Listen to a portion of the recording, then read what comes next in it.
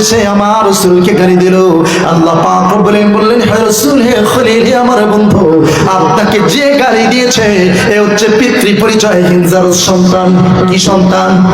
কথা বলে না, কি সন্তান বলুন তো দেখি। আমার রাসূলকে কেউ যদি গালি দেয় এই কি কোনো ভালো মানুষের সন্তান নাকি? কথা বলেন। বরঞ্চ আল উলামা ওয়ারাসাতুল আম্বিয়া, নবীর ওয়ারিসদের বিরুদ্ধে অবস্থান গ্রহণ করে যারা গালি দেয় এরাও কি নবীর ওয়ারিসদেরকে যারা গালি দেয় এরা কি ভালো সন্তান নাকি? এরাও হচ্ছে জারজ সন্তান। কোরআন থেকে প্রমাণ নেন। সূরা কলমের 13 নম্বর আয়াত। এখানে হাফেজ সাহেব বসে রয়েছেন। উতুল্লিম বাদা যালিকা সানিব, যারা রাসূলকে গালি দেবে, যারা আলেমদেরকে গালি দেবে, যারা রাসূল করবে, এরা হচ্ছে পিতৃ পরিচয়হীন জারজ সন্তান। কি সন্তান? কার কথা?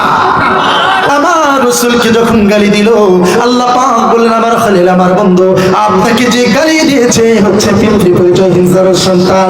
এখন আমার রাসূল এই কথা যদি আমার রাসূলের জবান দিয়ে আসে তাহলে এই কথা মক্কার লোকেরা যখন শুনতে লাগলো, এবার এই লোকটা যেইখানে যায় না কেন সকলে বলতে লাগলো তুই নাকি জারজ সন্তান। কে বলেছে? মুহাম্মদ। আমরা তো জানি মুহাম্মদ কোনদিন মিথ্যা কথা বলে নাই, যেই জন্য আমরা তার নাম দিয়েছি আল আমিন। আল্লাহু আকবার। নাকি জন্মে দোষ।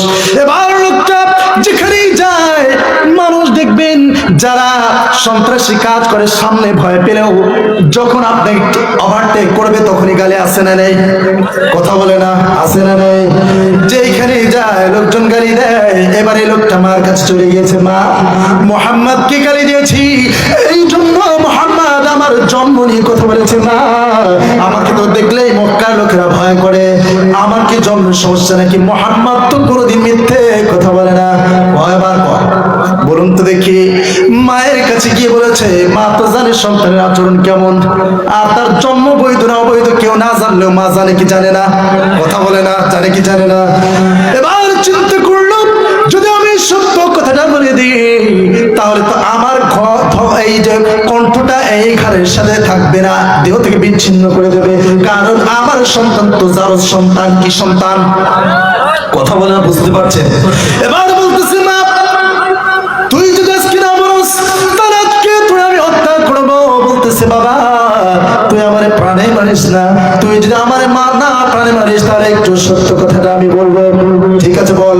এবার বলতেছি আমার তোর বাবার রূপ সৌন্দর্যের অভাব ছিল না, তোর বাবার সম্পদের অভাব ছিল না, তোর বাবা ধরে একজন মানুষ, কিন্তু একটা সন্তানের জন্য আমি লালায়িত ছিলাম, কিন্তু আমার গর্ভে দেওয়ার মতো একটা সন্তান যে দেবে তোর বাবার সেই শক্তি ছিল না, ক্ষমতা ছিল না। এই জন্য যে ঘোড়ার রাখালের পাল রয়েছে, এই যে ঘোড়া দেখাশোনা করতো তাদের সঙ্গে অসংখ্য দিন মেলামেশার ফসল হচ্ছে। এই জন্য মুহাম্মাদের মতো চরিত্রবান মানুষকে তুই গালি দিয়েছিস। মুহাম্মদ মিথ্যে বলে না, তুই হচ্ছে জারজ সন্তান। এই জন্য আমার ভাই